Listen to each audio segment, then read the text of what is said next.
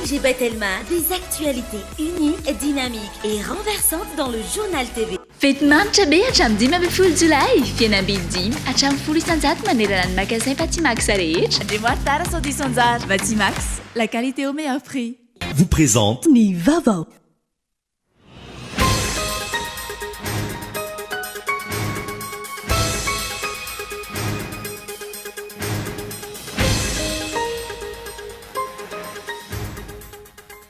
Tsy mbola namoaka ny décret mahakasika ny fividianana be ny tanàna azy mpanolo-tsaina ny gouvernemanta raha toka tokony hanomboka androany ny fametrahana ny antota taratasy firotsahako vidiana araka ny vinavina avy amin'ny seni io izay taratry ny tsy fahaiza mitantana sy ny kajikajy politika ikifirana fahefana. Hanomboka raha ampitso ny fivoriana manokany ireo solombavam-bahoaka isan'ny andrasany maro izay ho filohany antenimieram-pirenena sy mikambany birao maharitra. Ankilan'izay ny fametram-pialany ny gouvernemanta izay efa tokony hirosona raha misy ny fanajana ny fenitra demokratika. Fisehoana ivelany hatrany no ataon'ny mpitondra fanjakana mikasika ny fampandrosoana ny Madagasikara amin'izao fotoana izao. Maro ireo tetikasana amin'ny mpanantenaina saingy tsy misy akony amin'ny fiainam-bahoaka. Mitaky ny hamerenana anjiro anatin'ny fotoana fohim-ponina eny Andronony be ambohitra rahaba amin'izao fotoana izao. Nanomboka ny zoma teo no tapaka ny jiro ary tsy mbola mivelona hatramin'izao. Ankafaliana no nandraisan'ireo pomba ny hery ankaviny voaka-pividianana solombavam-bahoaka tany Frantsa. Nivondrona teo amin'ny Place de la République ampiaradia amin'ny NFP izay nahazo toerana mahery ny 20% eo anivon'ny antenimieram-pirenena. Ny antsy prian'izay.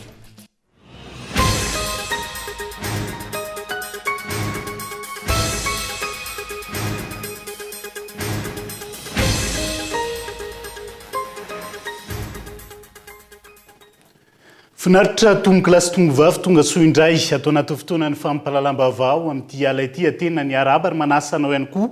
anaraka izay tony mahazatra matoa andatsoratra nondeha anokafatsika ny fampalalam-bavao raha toka tokony hanomboka androany fametrahana ny tota taratasy firotsahako vidiana be ny tanàna sy mpanolo-tsaina araka ny vinavina izay napetraka ny teo anivon'ny seni. Tsy mbola nametraka ny tsy mbola namoaka ny décret mikasika izany hatreto ny gouvernemanta malagasy io izay taratry ny tsy fahaiza mitantana sy ny kajikajy politika ikifirana eo amin'ny fahefana. Matoa andatsoratra Gaëtan Andriatsilafo. Araka ny tolo-kevitra nomeny seni ny fahenina ny volana novambra 2024 avy izao no hirisona ny fifidianana be ny tanàna sy mpanolo-tsaina. Araka io volavolana tolotry ny seni io hatrany androany fa 9 ny volana jolay hatramin'ny 12 ny volana jolay 2024 ny fotoana fametrahana ireo atota taratasy ho an'ireo izay mikasa ilatsaka ho fidiana. Tolo-kevitra fotsiny ihany ireo ary mbola mijanona ho tolo-kevitra hatramin'ny androany. Antony miandry ny fanapahan-kevitra ofisialy avy amin'ny gouvernemanta mikasika ny tety androm-pifidianana ho be ny tanàna sy mpanolo-tsaina, ny caution izay tsy maintsy alohan'ireo kandida sy ny fiantsonany mpifidy. Fanontaniana mipetraka ny hoe maninona ny tsy misy toy ny intsony zany hatramin'ny androany? Tsy mbola nisy décret noraisin'ny gouvernemanta ary tsy fantatra mazava ny toyny. Midika izany fa misy ny tsy fahaiza mitantana ary atao ambany zavatra ny zava-dehibe iankina ny fiainam-pirenena tahaka ny fifidianana be ny tanàna sy mpanolo-tsaina. Amin'ny ankapobeny anefa ny be ny tanàna amin'ny mahafoloan'ny filan-kevitra munisipaly sy solon-tenam-panjakana azy no mitantana sy miandraikitra ny fiainam-bahoaka ny commune. Izy ny tompona andraikitra amin'ny fiarovana, ny fahadiovana, ny drafitra, ny fiarahamonina sy ny kolotsaina, ny etsika sivily ary ny fanarahana ny lalàna sy ny fitsipika eo amin'ny faritra iadidiny. Ny be ny tanàna dia solon-tenam-panjakana sy munisipaly, lohan'ny fitantanan-draharaha iray, mpitondra tenin'ny mponina, tompona andraikitra amin'ny fitantanana ny teti-bolan'ny tanàna, ny fandaminana ny fifidianana, ny fiarovana sy ny fitandrona ny filaminam-bahoaka. Araka izany, ny be ny tanàna dia tokony olona mahafehy tsara ny lalàna, mifehy ny fahefana eo an-toerana, manana ny fahaiza-manao, mahafehy ny miteny sy mifandray aman'olona, manana fahaizana mampirahina, mahay mitantana ary manana fahatsapana sy mandray antanana ny adidiny na ilay antsoina hoe sens du devoir. Tena ho izay tokoa ve araka izany no mety ho endrika sy ho toetra ny be ny tanàna ho voavidim-bahoaka sa ho tahaka ny kajikajy politika ka takony izay kajikajy politika izay ka andiso fanantenana ny vahoaka mpifidy tahaka ny annisy olombavambahoaka farany teo. Ny zava-misy aloha misy antony matotsy namoaka ny dekret mikasika ny tety andro mpifidianana ho ben'ny tanàna sy ny mpanolo-tsaina ny gouvernemanta malagasy. Misy antony matoa mbola tsy namoaka ny caution sy ireo atoto taratasy rehetra ilaina ny mpitondra fanjakana. Sa ve miandra ny fametraha-pialan'ny gouvernemanta ka ny gouvernemanta vaovao no amoaka ny dekret ka iantso ny mpifidy amin'izany. Andrasantsika nao ahoana no mety ho vozotra n'izay fifidianana ben'ny tanàna sy mpanolo-tsainy ny tanàna izay eto Madagasikara fa hanomboka raha mpitso ny fivoriana manoka ny solombavambahoaka Entsimbazaza. Eo anatrehany zava-misy eto amin'ny firenena amin'izao fotoana izao, isan'ny andrasa maro izay ho filohany anteny miram-pirenena sy mpikambany birao maharitra. Andrasa maro ihany koa ny fametra-pialany ny gouvernemanta izay efa tokony ny rosoana raha misy ny fanajana ny fenitra demokratika. Ivory avy hatrany manomboka raha mpitso ireo solombavambahoaka 320 vaovao mandrafitra ny anteny miram-pirenena araka ny 570 ny lalam-panorenana. Ankoatra ny famolavolana ny fitsipika anatiny, isan'ny andrasan'ny maro ny fifidianana izay ho filohan'ny anteny miram-pirenena sy ny mpikambana handrafitra ny biro maharitra ho fanajana ny fenitra demokratika. Andrasan'ny maro ihany koa ny fametram-pialan'ny gouvernemanta manoloana ny fijoroan'ny anteny miram-pirenena vaovao. Ny gouvernemanta tsay izay mibaribary fa tsy manaja izay fotokevitra demokratika izay. Porofin'izany ny tsy mbola fametram-pialany vantany voafidy ny solombavambahoaka vaovao toy ny nataon'ny Premier Ministre Frantsay Gabriel Attal izay nilaza fa ametra-pialana androany. Raha ny fananan'ny antokon'ny mpitondra ny maro anisa sy ny iraka nampiandreketana ny tsay hatramin'ny taona 2024 ankilany ambony ny erijika iverenany amin'ny toerany saingy maro ny fanavozana mila atao hoy ny mpanao politika. Ny antony dia matoy izy mipetraka atao nametrahany filoham-pirenena fitokisana be lehibe izy. Kanefa fantatritsika kosa fa tao anatiny izay fotoana elaela nipetrahany tao betsaka ihany ny zavatra sio na raha tsy teny fotsiny hoe efa nisy fikasana fanovana azy tao amin'ny alalan'ny 10 député izany zavatra any tokony mampieritreritra. Na izany na tsy izany ho voatazona sa tsy tsay isan'ny fanontaniana misarika ny sain'ny maro ankehitriny. Antony maro amin'ireo solombavambahoaka niara-dita amin'ny fitondrana mbola voafidy amin'izao fotoam-piasana izao ireo nanosony ny fitsipaham-pitokisana ny tsay ny volana Desambra 2024 no ireo tsy fahombiazana maro tamin'ny fitantanana ny firenena. Tranga izay nitarika ny fitsoahan'ny fasy na ny fifanatrehana tamin'ireo solombavambahoaka nandritra ireo fotoam-pivoriana maro. Ankoatra ny azakazaka andraisana ny toeran'ny filohan'ny anteny miram-pirenena izay efa nahenona anarana solombavambahoaka maro. Isan'ny andrasana ihany koa ny ahazo ny toeran'ny filoha-lefitra fahafito na ny lehiben'ny mpanohatra eny anivon'ny anteny miram-pirenena. Itodika betsaka eny anivon'ny anteny miram-tsimbazaza araka izany masony rehetra ho amin'izay rapitso isiny ny fivoriana manokana eny anivon'ny anteny miram-pirenena izay raha mpitso. Fa fisehoana ivelany sy rendrarendra trany ny any mpitondra fanjakana mikasika ny fampandrosoana amin'izao fotoana izao ny fanehon-kevitra mpamakafaka raharaham-pirenena iray tamin'ity androany ity. Maro ireo tetika sanam-panantenaina saingy tsy misy akony amin'ny fiainam-bahoaka. Ny toe-karena ankilany latsaka ankaterena avokatry ny tsy fahaiza-mitantana ny volam-panjakana raha ny fanazavana trany tamin'ity androany ity. Christian Dimby.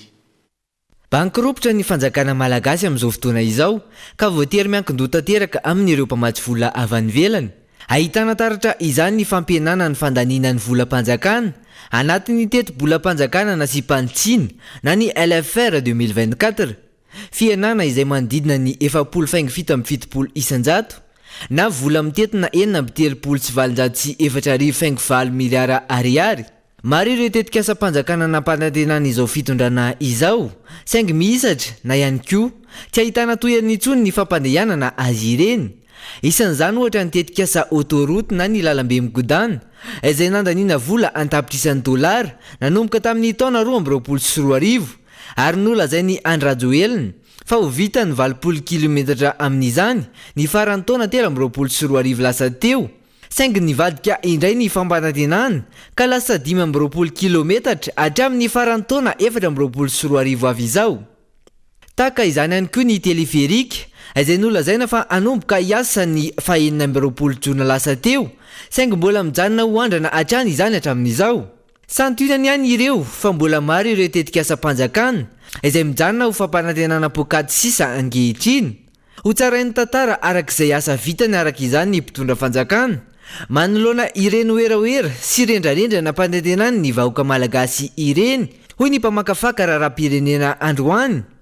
nambara eny an-trano fa lasa atsirambina ny sosialim-bahoaka noho izay tsy fahaizana mametraka ny laharam-pamehana izay anykalany amin'ny tsy antony hatrany ny andaniana ny volam-panjakana ny vola tokony hanaovan-javatra hanorenan-javatra sy ny sisa zany naovana investissement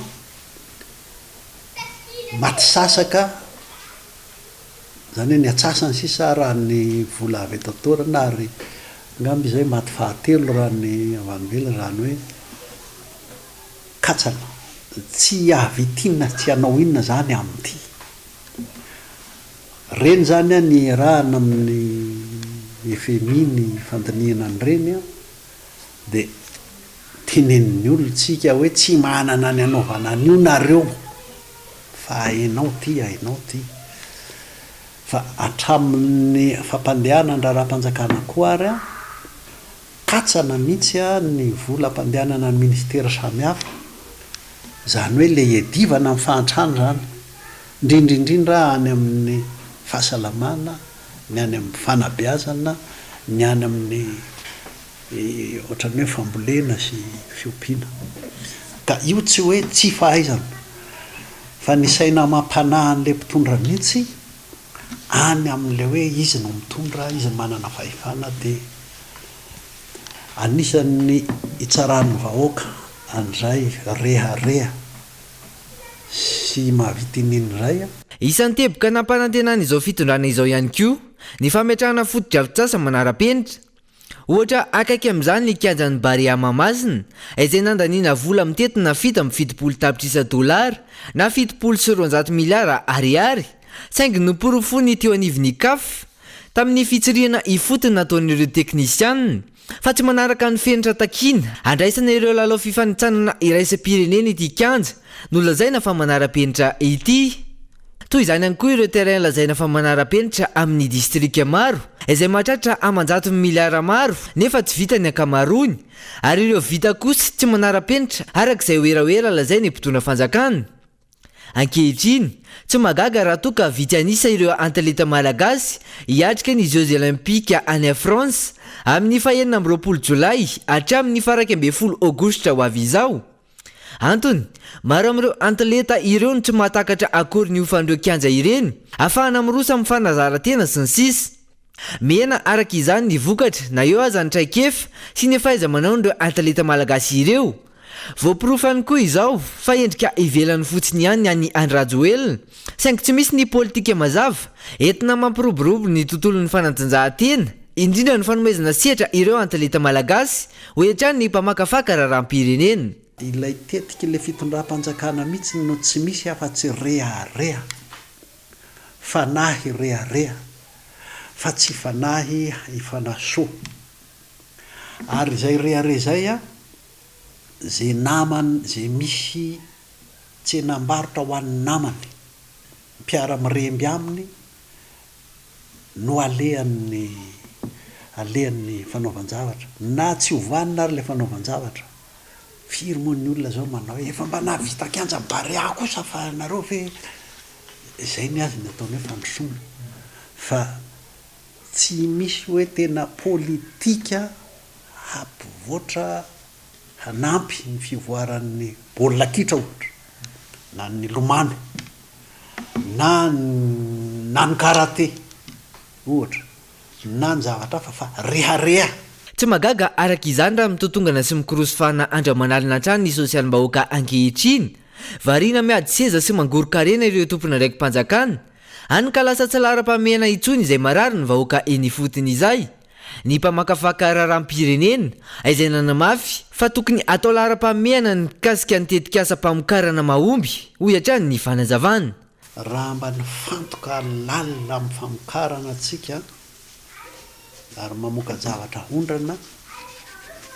nety mba azo iainana ihany teto saingy izay mba mamokatra zavatra tena misy sandana dia lasa nreto mpiremby reto ihany vokatra zay anefa amin'ny sosialim-bahoaka dia zao ny vokany io le nylazaintsika io satria tsy maintsy misy ihany le tsy maintsy mandeha amin'ny volam-panjakana sy ny budget-mpanjakana fa ny volan'ny premby anazy iny le tsy maintsy mandeha amin'ny volam-panjakana dia ny atsika rehetra sarababen'olona le taoko hoe sarababen'olona dia le sokajin'olona eo amin'ny salatsala ny atonontonony sy le marefo le any ambony any atapony any tsy resahana reo a dia miankina betsaka amin'ny fandaminana fitondrana ny firenena ny mahavanina ny fiainany miankina amin'ny lalana miankina amin'ny hôpitaly miankina amin'ny sekorim-panjakana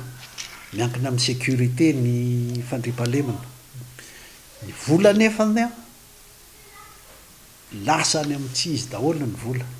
tsy latsa-danja amin'izany ihany koa ny sehatra ny angovy sy ny fanarenana ny orinasa jirama ahafahana mampiodina ireo orinasa sy hisarihana ireo mpampiasa vola avy any velany eo ihany koa ny fametrahana paikady mazava ifehezana ny fiakaram-bidy-tsolika ahafahana mitsinjo ny fahefa-mividin'ny malagasy sy mampiena ny fiakaram-bidim-piainana ankehitriny fa lalana tokony ho vita ao anatin'ny efatrora no lasa atao hatramin'ny adiny 7 amin'ny lalam-pirenena faharoa raha ny fitarainan'ireo mpitatitra vokatry ny faratsin-dalana amin'izao fotoana izao isa mitondra takaitra ireo mpitatitra fiarabe izay miditra faty antoka 100 isan-jato amin'ny resaka solika tsy lara-pamena ankilan'izay ho an'ny fanjakana izay miroso amin'ny fanamboarana ny lalambe migodana araka ny faneho-kevitry ny sendika ny chauffeur malagasy tamin'ity androanty avy ity nokolona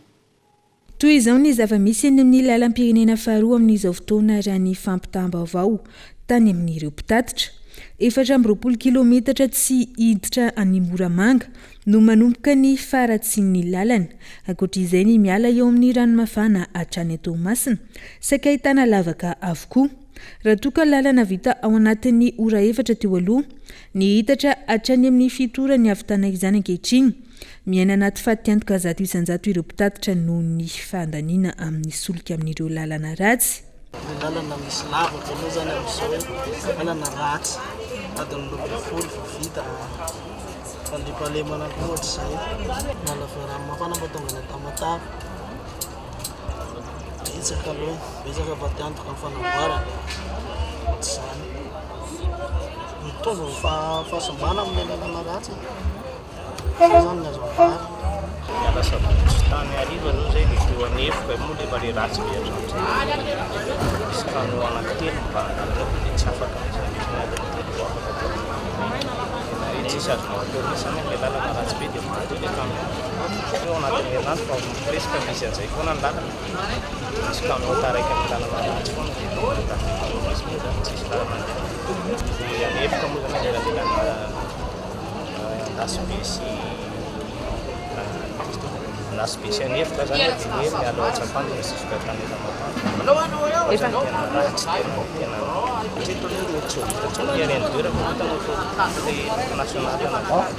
isan'ireo mitondra takaitra voalohany amin'izany ireo mpitatitra amin'ny fiara vaventy na camionneur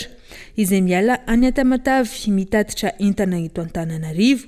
tsy maintsy iroso amin'ny fivoriana amin'ny mety fiankaran'ny saram-pitaterana ireo camionneur ireo manoloana izao faratsiny lalana izao hoy teo anivon'ny SCPM na ny syndicat ny chauffeur malagasy izay azo tamin'ny antso-antaroby teny amin'ny RN2 ny faratsiny lalana izay mitarika fitohanan'ny fifamoivoizana fa ihany koa fasimban'ny fiara toy ity trangany seho vaomaly tamin'ny tanànan'ny Ambodisovoka RN2 hatrany tsy laharam-pameana amin'ny mpitatitra ny fanamboarana io autoroute izay andaniana vola amina miliara raha ny fanazavana hatrany chauffeur rehetra sy ny hevitrery fa mbo manontany ny hevitrereo chauffeur namana iresaresatreo za eny fa na dia mbola patron transporteur le fa mission tokony kolokoloina aloha zay vao miditra any amin'ny autoroute eny ilaitsika le autoroute fa mbola tsy any aloha fa le lalana efa mission RN6 RN7 RN4 RN2 reo zany mba tokony kolokoloina aloha zay vao miditra any amin'le autoroute tsika sony vola be lana lasany amin'le autoroute nefa le lalana tena miasa mamelona vahoaka malagasy rehetra mapotika tsisy zavatra mandeha mihitsy asa ngamba hoe mbola mahita zareo hoe tonga ao andrenivohitra ny siramamy sy ny pétrole sy ny carburant sy fanafody hoe mety tena efa mety vazana mihitsy toko zay vao tonga Antananarivo tena manao fiveriny eny ny chauffeur malagasy toko fa magaga inona ny antony tsy anomboana an'le asa fa sombana amin'ny camion ndray dia isaka mandeha dia efa miditra perta le transporteur tsy maintsy misy zavatra simba foana, misy ressort tapaka, misy ese tapaka, ballon vaky nefa nde vidin'le zavatra io lafo dia lafo ka mametraka fitaranana mitondra firenena zay mbo jerena malaky izy ty mba tsy hahatongavanay amin'ny dingana manaraka fa mba tsiky zany ny hafa te. Hiteraka fiankarany vidim-pianana manerana nosy raha toka iroso amin'ny fampiakarana ny saran'ny fitaterana ireo camioneur, ny viditsolika etsy andany ny iova, ireo lalandrany Madagasikara miaratsy andro manalina indrindra ny RN2. Ankilany, tsy misy fampiasana vola ho fanaovana ny fikojakojana na ny entretien ireo lalana. Zary any amin'ny tsy laharam-pahamianatra ny fanapa-kevitra any amin'ny famatsimbola, isan'izany ny fanamboarana ny autoroute, izay mazava ny faneho-kevitra ireo mpitatitra fa tsy vahaolana ho azy ireo ankehitriny. Tontolon'ny fahasalamana misy trangana aretina mahery vaika miparitaka amin'izao fotoana izay tsy mifidy salatona ihany koa. Misy hafanana amin'ny koamaina reraka ary tonga hatramin'ny fahasemporana. Ireo ny fisehony'ity aretin'ity araka ny fanadihadiana natao. Tsy nahazo fahafahana milaza fa Covid no miparitaka eto amin'ny firenena ankilan'ireo mpitsabo tamina toeram-pitsaboana maro na misy aza ny tranga mampiaya amin'izao fotoana izao. Hilarina Soloniaina. Filaharam-by maretsy ariva ny mankany amin'ny toeram-pitsaboana amin'izao fotoana noho ny firongatry ny trangana aretina mahery vaika miparitaka amin'izao fotoana. Tsy mifidy salatona io raha ny fanazavan'ny mpitsabo ary misy amin'ireo tratry ny aretina no sepotra tsy avy miaina sy reraka tanteraka. Amin'izao fotoana moa zany misy aretina maromaro vitsivitsy miparitaka. Gripa mahery eo, ny areti-tenda mahery tena marary be, dia misy ny pneumonie, dia misy ny fivalanana. Reo valana aretina efatra roa zany tena tsy mifidy olona sina fa ataony dolidoly ary sahirana. Ny voatsikaritra dia misy ataontsika hoe gripa mahery ve, pneumonie ve, ny olona moa misy miteny hoe Covid ve, zavatsika eto ny zava-misy. Tena miparitaka ary mitombo ny olona manatona ny tena amin'ireo karazana aretina ireo. Mifiseho an'ilay aretina dia toy izao, mafana be, dia mikoa maina, dia reraka be, dia tsy mahina-kanina, dia tsy mahita tory, dia efa avy eo kohaka maso revaka. Ary ny tombo dia tena ny tombo raha ohatra zao ny tato amin'ny toeram-pitsaboana izay tantanako fotsiny raha tamin'ity voalohan'ny volana ity hatramin'izao andro ny valon'ny volana jolay izao efa nandray tena mitombo be, tena maro dia maro ny olona manatona. Mandazo farany izay aingany ity trangana aretina ity raha ny fanazavana ihany. Mitantara ny nahazo azy ity raim-pianakaviana ity. Tamin'ny début de semaine teo zao tena hoe sepotra be dia ny tena koa dia mifiolo tsy tafavoaka tsony dia nanomboka nalemby dia 3 jours tena saika tsy tafatsangana nandeha namonjy dokotera taty dia raha tsy nitsindrona 2 fois tato dia antibiotika, doliprane dia niakatra tension koa tsy efa tafiakatra 16 ny tension dia raha tsy nitsindrona ohatr'izay tsy tao tsy velona mihitsy. Veriko fe zatra mandalo satria za tsy dia parary lava zany dia tsy raha ikotela izy dia fe zany nandeha dokotera izy vao hoe misy épidémie tsy haiko hoe ahoana. Tsika teo amin'ny 3e jour teo nomboka tena hoe ka hoe mbola saiknifiko teny ihany fa tena tsy tafatsangana tsony dia nandeha taxi nandeha dokotera. Fahalalako anazy aloha possible Covid satria sady tamin'ny voalohany sady feno misy reoka be no vovoansery be. Fa ny veriko fa tsy hoe kale hoe mipasy zany inana fervex fa roa boaty nefa tsy nahatsafaka mihitsy. Tsy eto andrenivohitra ihany no ahitana io trangana aretina miparitaka io fa any amin'ny faritra maro. Misy faritra eto Madagasikara efa tsy manana ireo fanafody mpampiasa amin'ny karazana aretina miparitaka io intsony amin'izao fotoana ary voatery miakatra eto andrenivohitra manao ny fitsaboana. Tato anatin'ny andro vitsy izay misy amin'ireo fanafody no tsy ahitana betsaka intsony eto andrenivohitra. Ny fanafody eto Madagasikara aloha zany misy ny fanafody misy tsy hita zao ny sasany satria anaovany lasa sasany business ilay izy tonga dia angoniny any anatrehany farma any amin'ny grossiste tany angoniny zareo daholo dia izy rery ny tompona anina amin'iny e moa ny any grossiste na fanafody moa iny hoe varotra ny azy de lasa ny pharmacie no misahirana izaran'le izy hoe tsy manana de indrindrandrindra zany ny tena manoratra an'le fanafody de tady any amin'ny pharmacie sahirana le marary mivezivezy zany zavatra zamy moa zay le hoe ao anatin'ny fahorin'ny sasany ny falin'ny sasany de tsy hitatsika zay ometsiny fa mba tokony saina ihany tsika sasasasany aleo santé publique andresahana fahasalamana ho an'ny daolobe atria raha vao angoniny olona ray mifanafody ohatran'io dia lasa misonitra ho azy ny vidiny na maro azy ireo tranga hafahafa sy ahina fa fiverenana ilay virus mahery vaika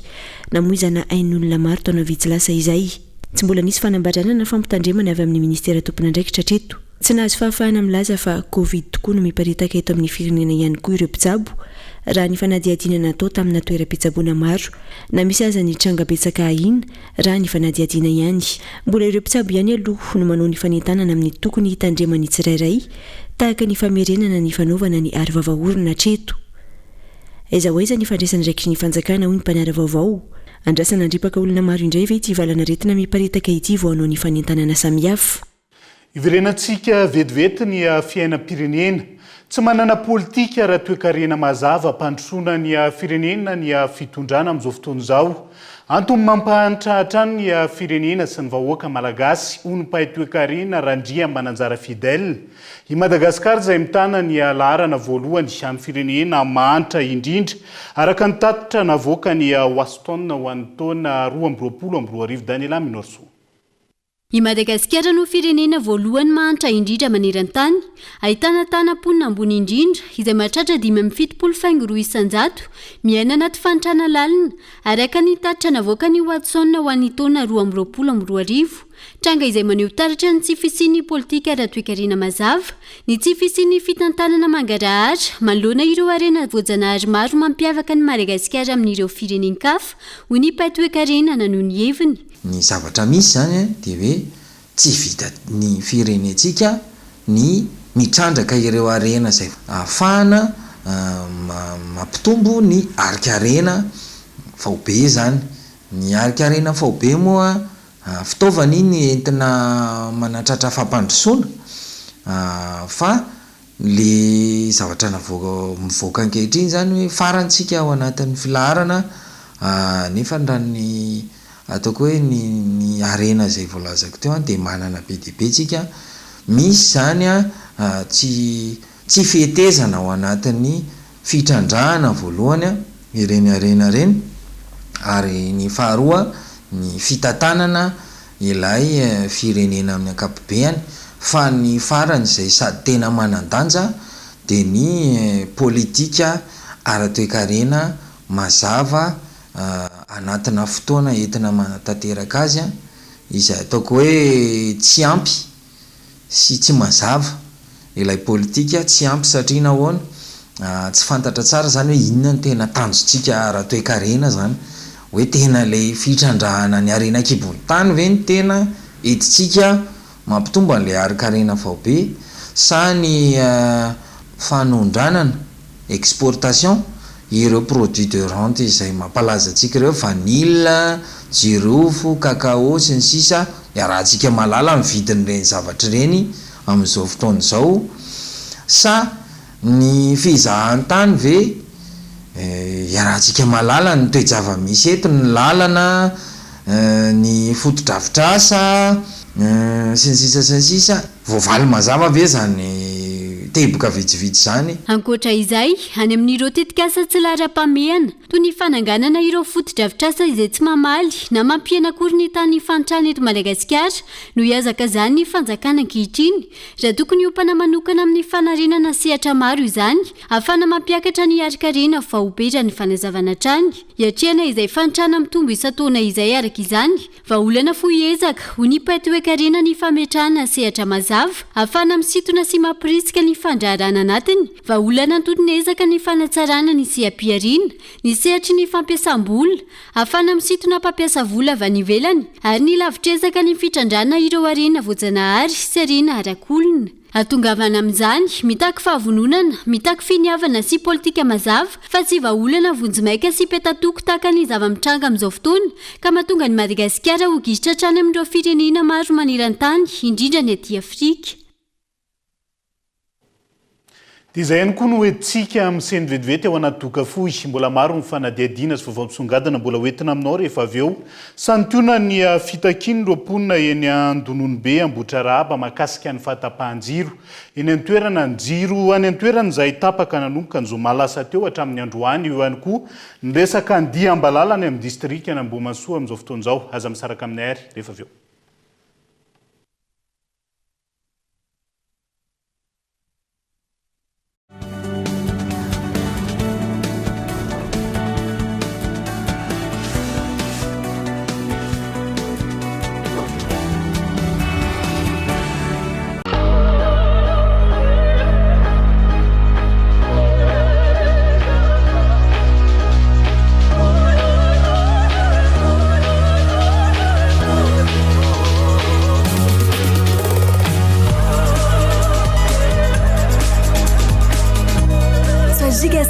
Avec maintenant plus de data, profite de nettement 25 000 et c'est 4,5 gigaoctets d'internet. Et c'est toujours à 25 000 arrière. Tape vite le dièse 322 étoile 8 dièse.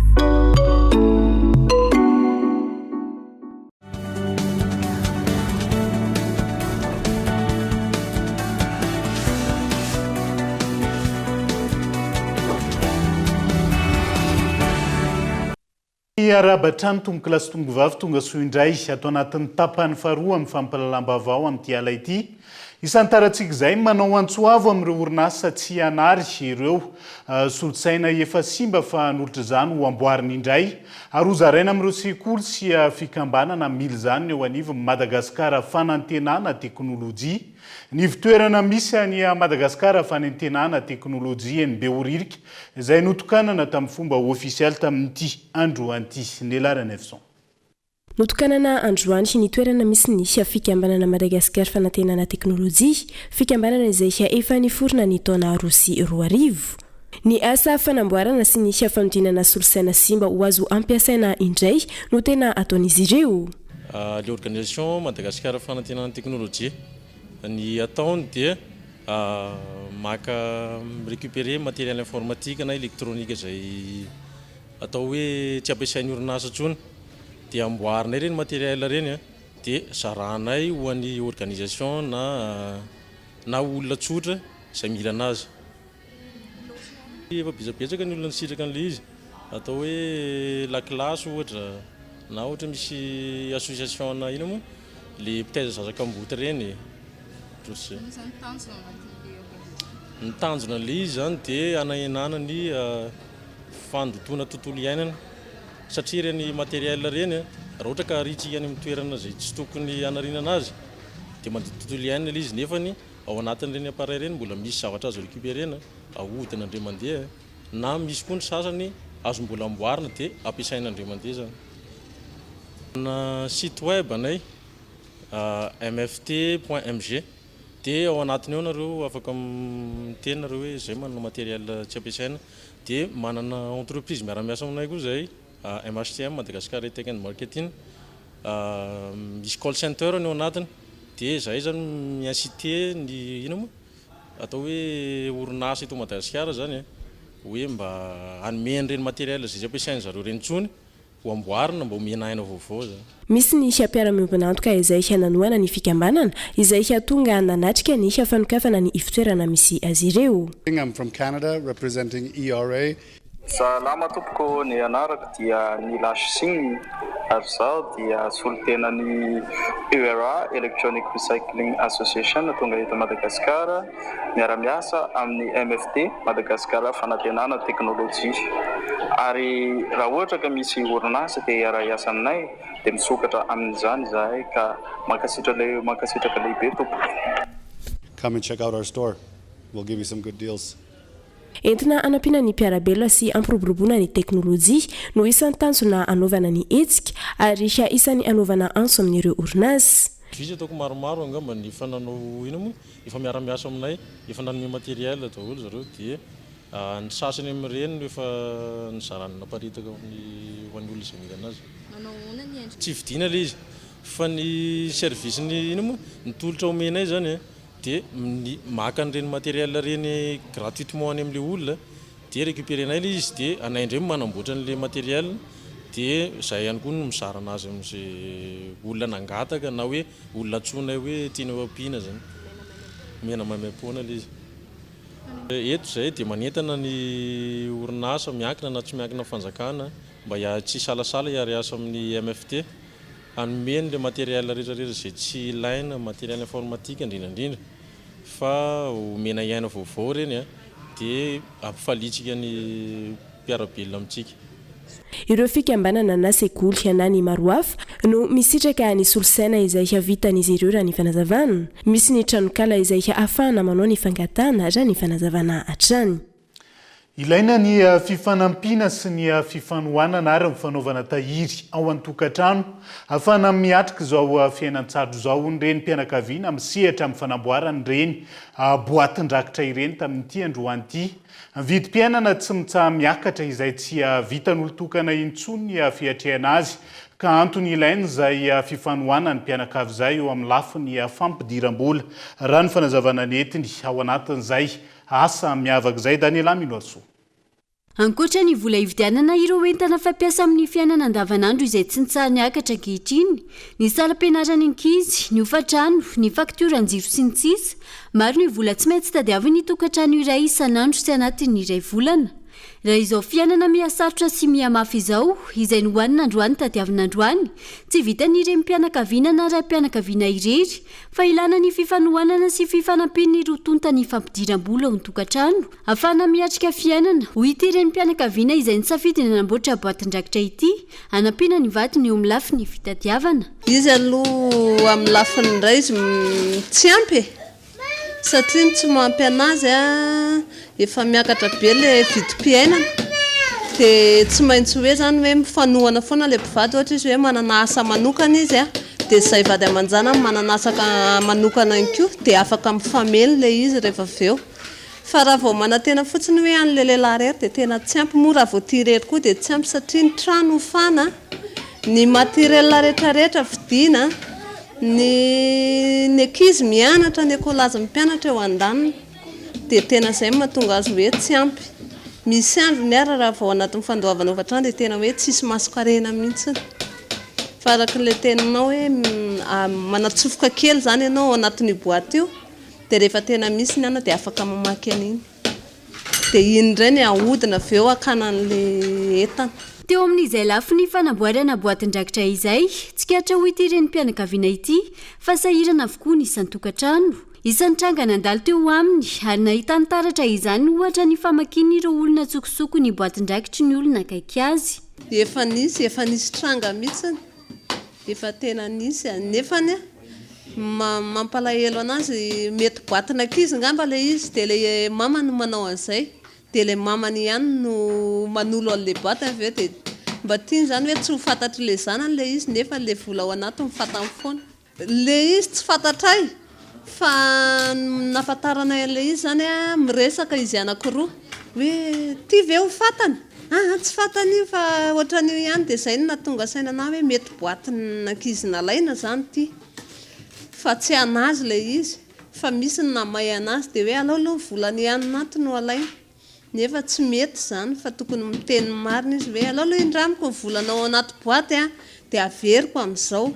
fa manjary mandisy fanantenana an'ilay ankizy. Ankoatra ny fifanohanana, ilaina ihany koa ny fanaovana tahirina fampirimam-bola na amin'ny alalan'ny boatin-drakitra izany na hafa miainga amin'ny kely ao am-pelantanana isorohana ny mety ho tampoka, ohatra amin'izany ny tsy fahasalamana, ny fahoriana sy ny maro hafa. Vaovao misongadina ihany koa amin'ity alay ity vola tsy toko tsy forohana no giazina olom-panjakana ambony ray mikasika ny famitana ny tetika Sabuldine manara-penitra eny vato amin'izao fotoana izao. Tsy azo ekena ho ireo tompona ndraikitra misahana ny fampandehanana ny asa ny fanodikodinana ny volam-panjakana. Antony tonga azy ireo nametraka fitoriana teny anivo mipakina ny tendrom-pitsarana misahana ny ady amin'ny kolikoly teny amin'ny 7 ambin'ny 10 hektara tamin'ity androan'ity Christian Dimby.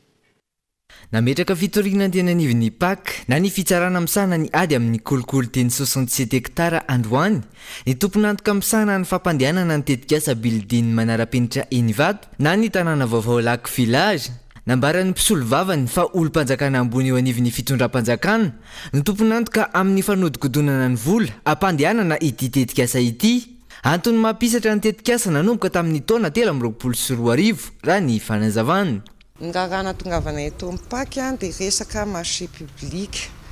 Zany hoe nisy marché public zany niraison'olona dia rehefa tsy vitan'ilay izy dia nanao sous-traitance taminay izy.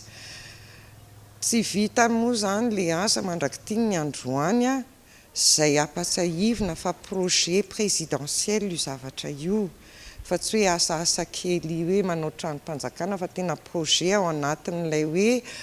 like village zany. Rehefa nandeha ny raha vitanay daholo ny asa tokony natao dia navoaka ny fanjakana ny vola anaovana n'io zavatra io saingy ny fihin'ny les sociétés titulaires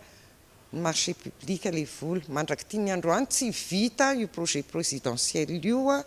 izay tokony efa nitokanana tamin'ny 26 juin 2023. Zay ny mahatonga anay mitoro satria mahatsapa zany zahay fa misy ao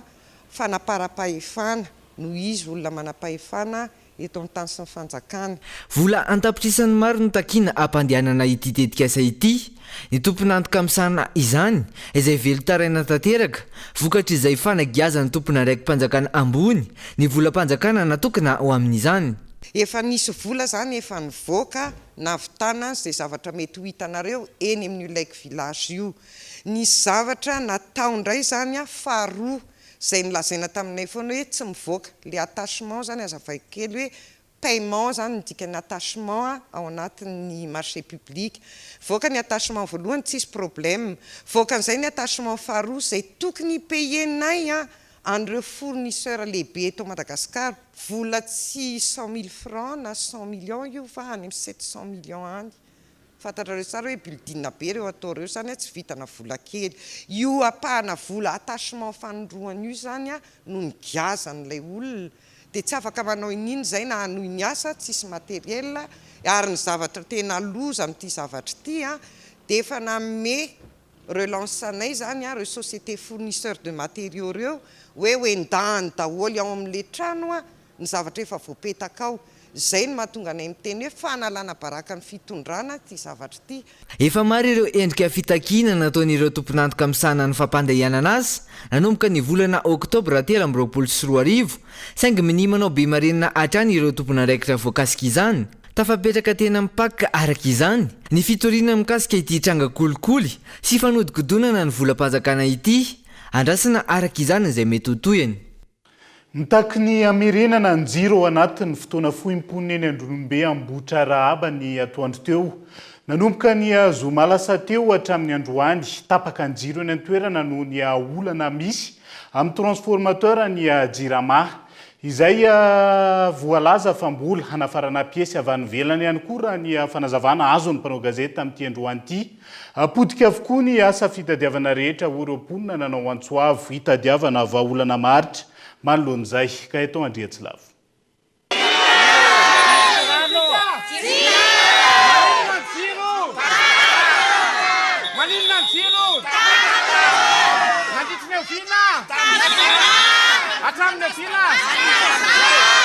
Avereny ny jironay hoy ireto mponina eto Andronombe Ambotra Rahaba ireto nanomboka ny zoma lasa teo hatramin'ny androany tapaka ny jiro eny an-toerana ka miteraka voka-dratsy eo amin'ny fiainana andavanandro sy ny asa fiarina. Ty Jirama ty poto eto akaikinay ty dia mipika ho azy foana isaky ny adiny ray kely mandeha ampiakary le Jirama dia avy eo mipika le izy ka tena mijaly mihitsy izay mponina eto Ambotra Rahaba sy Andronombe koa miangavana reo Jirama zay mba andraikitra amin'io fa tena mijaly zay vahoaka satria eo akaiky eo misy mpivarotra dia tapitra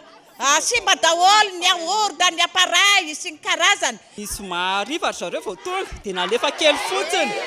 dia avy eo indray nalefa indray ny sabotsy maraina dia tapaka indray sabotsy atoandro dia nalefa indray ny sabotsy ariva dia ohatr'izay foana dia tapaka foana tsisy iainana mihitsy a nefa le mpianatra zany mianatra ny mpivarotra sy ny mpano vola mijaly be zay ny aparainay tapitra simba daholo zay dia maninona efa ho roa taona izay raha ny fitarainana voaray voalaza ve efa nanafatra piesy solony amahana ny olana ny jirama hatramin'ny androany tsy tonga io piesy voalaza fa no afarana io efa heritaona mahery nefa hoe simba efa mba tsy ho tenenana hoe roa taona mbola tsy ho tonga foana ve raha zay volanay rehetrarehetra zay ve nandoavana ny vidiny io a tsy efa vita ara-dalàna fa tena mijaly zahay a be dia be ny mpanao coiffure ny mpiasa tena mpanao yaourta ny mandray rehetrarehetra simba miafy foana izahay a tena mafy loatra le izy tompoko a zay mahatonga an'ireo olon'ireo reo olon'ireo tsy netanina fa tonga dia hoe andao itsika hitrotra dia andeha eny a ampahendrena nanaovanay anazy ka mangataka ny tompona ndraiky mpanjakana mba mahafantatra ihany zahay hoe misy vola be ao amin'ny jirama ao amin'ny andamitesy rehetrarehetra mba miafikelinareo re tompoko dia vidany le disjoncteur ho anay a mpandrarah ho ana mpandraranajinika roa taona ve roa taona ve a dia mbola tsy azo disjoncteur anankiray ihany hoeto a nefany a itsika ohatrany hoe mialatsiny manafatra olona amina karamalafo be miresaka izay fa hoe a rehefa misy disjoncteur io a dia vita mandraky ty ny androany mbola tsy hita le disjoncteur ka miangavy atanandroa milela-pandradira azo atao aminareo fanjakana sy tompona ndraiky mpanjakana mijaly zahay mpiasa tena ny fisika tsy manaiky a ny jirama facture ny asa tsy mandeha dia anjaranareo no miteny hoe a iza zany a no manimba an'le fiainan'olona misaotra tompoko eo ampiandrasanareo piesy no afarana tonga eny an-toerana manamboatra ny jirama saingy vaolana vonjimaiky izany raha ny fitarainana voaray ka miverina hatrany ny olana tsy rarony loatra kosa mba mandoha voly zahay ohatr'izany moa fa zahay eto amboditrano amin'ity compte ty anyity fa tena manao ohatrany ala safainy jirama hitako tsara mihitsy mikitikiteny an'io dia iny dia lasa dia ao eo dia ohatr'izany zahay za mpiasa tena ohatranao a tsy manao nininina zao mahatiatoko manao ouvrazy metalika anao ataoko ohatrany tsy manana mihitsy azao satria amerim-bola manolona tsy hitako izay anaovana azy tsy ny eto andronony be ambohitra raba ihany maro amin'ireo fokotany eto Antananarivo renivohitra sy ny manodidina no manana olana tahaka izao noho ny fanteran'ny fotodrafitrasa sy ireo fitaovana miverina matetika ny olana izay efa ampiny ny tsy fampiny solika ka irosony ny jirama amin'ny délestage tournant vaolana maharitra ny takina ho imponina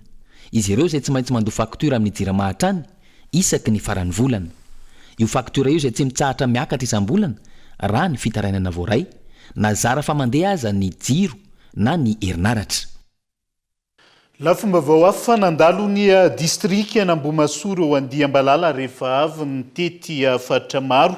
efa niomana mialoha ankilan'ny mponina ary nisy ny fepetra andraisina manoloan'izay ka antona maivana ny fiatraikany fandalovan'ireo Andiambalala indrindra tamin'ny fambolena aingorakotondrina kolo fenaratso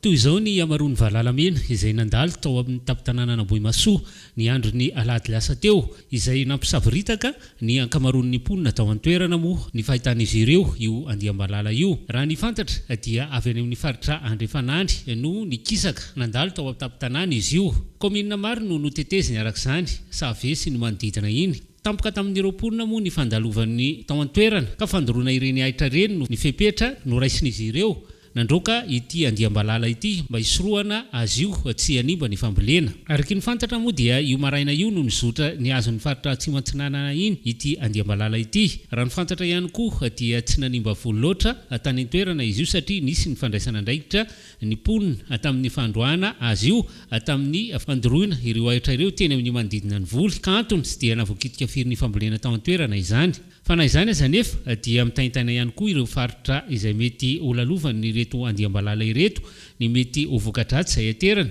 raha tsy mandray andraikitra manandrify azy ny fitonam-panjakana satria dia mety azo any izy io amin'ireo toerana izay lalovany ka mety hamotika zavatra maro tontolony asa fanaovan-gazety nivoaka sy nampahafantarina tamin'ny fomba ofisialy androany boky nosoratany Fi Andriana Arson mitondra ny lohateny hoe le journal télévisé de la TVM, boky natao an'ny mpanao gazety sy ireo tanora maniry hisitraka hiditra lalindala kokoa anatin'izay tontolony asa fanaovan-gazety zay Gaëtan Andriatsilavo. Nivoaka ary nampahafantarina tamin'ny fomba ofisialy androany ny boky vaovao nosoratan'ny mpanao gazety Fi Andriana Arson, boky izay miresaka ny tontolon'ny asa fanaovan-gazety sy ny fikirakirana ny vaovao amin'ny televiziona malagasy tao anatin'izay 20 taona sy enim-bolana na mpanao gazety azy izay. Boky natao an'ny mpanao gazety sy ireo tanora mpiofana hiditra amin'ny tontolon'ny asa fanaovan-gazety. Tsy mitsahatra mivoatra ny teknôlôjia ary tsy mitsahatra mivoatra ohatran'izay ihany koa ny asa fanaovan-gazety. Raha tamin'ny andronay zao vao niditra teo anivon'ny TVM tamin'ny 3 analogique, sika miteny zao telefôna zao dia efa afaka andraisana feo, tamin'izany mbola dictaphone, ary na ny fampitany namana mpiara-miasa any faritra ny ampitapitao raha taloha dia mbola tsy telefôna sahala amin'izao fa fitaovana tena tranainy sy tena nanahirana. Nisoratana manokana boky mba ho taridalana ho an'ireo zandry ahitana ireo dingana rehetra manomboka any amin'ny conférence de rédaction, montage hatrany amin'ny diffusion, inona daholo ireo andavanandro iainan'ny mpanao gazety satria rehefa mijery an'iny amin'ny televiziona ny mpijery ray minitra sasany fotsiny fa fotoana lany amin'iny efa tapakandro ray andro ary indraindray raha ohatra hoe dossier nataonao tena mandany ray volana na herinandro ianao fa rehefa mijery ny olona amin'ny télé dia tselaka kely 30 minutes fotsiny le izy fa izay atsembohana sy asa sainantsika izay zany no asa eo tena hoe omena lanja hoe tsy mora ny asa fanaovan-gazety. Tombony ho an'ny tontolon'ny asa fanaovan-gazety ny famoahana ity boky ity izay voalohany nosoratan'ny mpanao gazety malagasy miainga amin'ny traikefan'ny ainana mivantana. Manakaiky kokoa ny zava-misy eto Madagasikara ity boky ity raha mita amin'ireo boky hafa nosoratan'ny vahiny mikasika ny asa fanaovan-gazety. Tsy ny televiziona malagasy rery ihany fa na ny fahitalavitra tsy miankina hafa ary dia hanatsara sy apalala bebe kokoa ny olona tsotra izay mety hamaky an'io boky io ny hoe inona ny ao ambadiky ny famokarana fampahalalam-baovao ny famakina an'io boky io na mifahitalavitra tsy miankina hafa ary zany rehefa mamaky an'io boky io ny olo-tsotra dia alala hoe ohatrany ahoana ny fomba famokarana ny fampahalalam-baovao tsy voatery amin'ny fahitalavitra malagasy ihany fa io moa zany miainga tamin'ny fahitalavitra malagasy ny TVM satria ny mpanoratra dia mpanao gazety ny TVM fa azo jerena miainga avy amin'ny ihany koa ny hoe inona ny aina ny mpanao gazety na amin'ny fahitalavitra tsy miankina aza izay mamokatra ny fampahalalam-baovao hitantsika rehefa ariva reny. Mahatratra 80 pejy ny boky ary arivo isany voalaza fa atonta ka ho afaka jifaina. Zava-dehibe hatrany eo amin'ny sehatry ny asa rehetra ny fisian'ny boky vaovao tahaka izao, indrindra eo amin'ny tontolon'ny asa fanaovan-gazety ho an'ny tindray mitoraka ity. Iazo ny mahajanga vetivety sika ao anatin'ity vaovao manaraka ity. Renim-pianakaviany ray nanaty bary ho an'ny vadiny atao amin'ny fonjany Marifofo no nahitana rongony maromaro tao anaty harona tranga izay mitovy tamin'ny zava-misy tany an-toerana ny 1 ny volana Jona lasa teo. Anja Robert Kolomajanga. Renim-pianakaviana hafa indray no trahatehaka napiditra rongony eto amin'ny fonjany Marifofo ny Mahajanga ny tolakandro ny Alahady 7 ny volana Jolay. Nampiarahany tamin'ny vary naterina ho an'ny vadiny misazy ao am-ponja ireo rongony ireo ka tratra nandritry ny fisavana nataony tompona andraikitra. Androany 7 ny volana Jolay tokotokony teo amin'ny 3 ora sasany teo eo dia nisy tsangan-javatra fampidirana rongony izay nataony fianakaviana voafonja hampidirana dia amin'ny fonja izay trahateky ny mpandrarahany fonja tao amin'ny fisavana. Dia marihina etoana moa zany fa ny mpandrarahany fonja dia miady amin'ny fidiran'ny zava-mahadomelina aty amin'ny fonja amin'ny mahampitandro ny filaminan'ny fonja anazy satria miteraka korontana reny fidirana zava-mahadomelina toy ireny ary tsy voasambany ny zavatra toy izao no miseho fatratrarana zava-mahadomelina toy izao satria efa nametraka paikady ny ekipa eto amin'ny fonjabeny Mahajanga mba hahafahana misoroka ny fidirana zava-mahadomelona na natoka io na rongony aty amin'ny fonjaka. Ity no tranga faharoa natratrarana rongony tao anatina harona misy vary ny voafonja trahatehaka teto Mahajanga tao amin'ny fonja ny Marofoto. Efa nampidirina aponja vonjimaika ilay ramatoa iray natratrarana rongony 500 grama tamin'ny faraika amin'ny 20 ny volana Jona teo iny. Raha toa ka mbola nalefa natao famotorana eny anivon'ny zandarmeriam-pirenena kosa ity renim-pianakaviana iray izay tratra ny tolakandro ny Alahady 7 ny volana Jolay ity. Avy any Mahajanga dia hiazo anantsirabe vetivetsika. Ray mpianakaviana iray manodidina ny 470 taona no hita faty tao anatina lakan-drano tao amin'ny Fokotany Mahazina commune Ambonivohitra Antsirabe. Maraina teo miasa amina batoara ny tenany ary omaly nanomboka tamin'ny rora tolakandro no nialany tao an-trano raha ny fanazavany tao Ambomena Atsimo ka izao hita faty zao raha ny fitantaran'ireo fianakaviana tamin'ity androan'ity. Andry Nirina Randriamerso, Kolo Antsirabe. Androany alatsinainy fa 9 volana Jolay 2024 tokony tamin'ny 9 volana maraina teo eo no nahitana vatana mangatsiaka na ray mpianakaviana iray izay hita faty tao anatina lakan-drano teto amin'ny Fokotany Mahazina atao anatin'ny commune Antsirabe Ambonivohitra. Raha lohana vaovao azo tetỳ an-toerana dia ray mpianakaviana manodidina ny 470 taona eo ity maty an-drano izay petraka ao amin'ny Fokotany Ambomena Atsimo ary ramatoa iray izay andeha hampiditra rano vao maraina amin'ny taninan'an-drano no nahavoatsikatra ity vatana mangatsiaka tao anaty rano ity. Si volatsaka teo le mpitandianan-drano iny niatsana tety misy maty atao anaty tanin'an-drano dia tamia benay dia nitangorana olona dia efa samin-drano teo apiditra rano zany izy fahatolona ny tana teo. Ny olona misy milaza hoe mibandy pisosotro teo kavany le talo dia nikitidy tao anatiny ana teo fa tsy hainy hoe ahoana nao mety ny anjera mihitsy izy nianjera mihitsy le reo tsy politika tsy politika fa polina vombomena. Raha fitantaran'ireo fianakaviana izay tonga nanatry masy tetỳ an-toerana dia ho malalahady fa 7 volana Jolay 2024 nanomboka tamin'ny rora tolakandro ity ream-pianakaviana ity no niala tao an-tranony teny amin'ny Fokotany Ambomena Atsimo ary dia izao hita faty teto amin'ny Fokotany Mahazina izao. Nisy olona niantso hoe andao fa materia Mahazina ny zanakareo dia amin'ilay izy manao rasta teny akanjo anaovany liva na rasta ny fanaovany zareo labatoara izy indraindray hoe sendra tsy mody izy indraindray izy amin'ny 2 alina na amin'ny 12 alina vao mody fa mamy eo avara-tanànanay eo izy dia nefa nitokany izany vao mody maly izy tamin'ny rono ny ala tao an-tanàna hoe andeha hiasa dia tsy nody izy andrak'izao izy mbola tsy nody indraindray izy matory eny amin'ny labatoara eny dia tsy mody izy rehefa maraina ohatr'izao tsy hay hoe mamy ve izy io zao no nody sa ahoana fa indraindray izy avy any akaiky tanàna vao misotro nanambady izy dia efa nisaraka dia niteraka vavikely iray le vady aman-janany eny amin'ny labatoara fa izy etỳ Ambomena Atsimo no mipetraka. Tsy fantatra mazava loatra eto izay tena antony nahafaty ity ream-pianakaviana izay hita faty teto amin'ny Fokotany Mahazina Antsirabe ity fa efa tonga tetỳ an-toerana ny BMH sy ireo mpitandro filaminana nakanindrazana sy nanao fanadihadiana rehetra. Maresaka iraisany pirenena vetivety ankafaliana no nandraisan'ireo pomba ny hery-ankavia nivoaka-pifidianana sy solombavam-bahoaka tany Frantsa omaly. Mivondrona teo amin'ny Place de la République ny mpiaradia amin'ny NFP izay nahazo toerana betsaka indrindra mahery ny 20% eny anivo ny anteny miram-pirenena. Mitana ny larina faharoa amin'ny isana solombavam-bahoaka ireo miaradia amin'ny antokony Emmanuel Macron.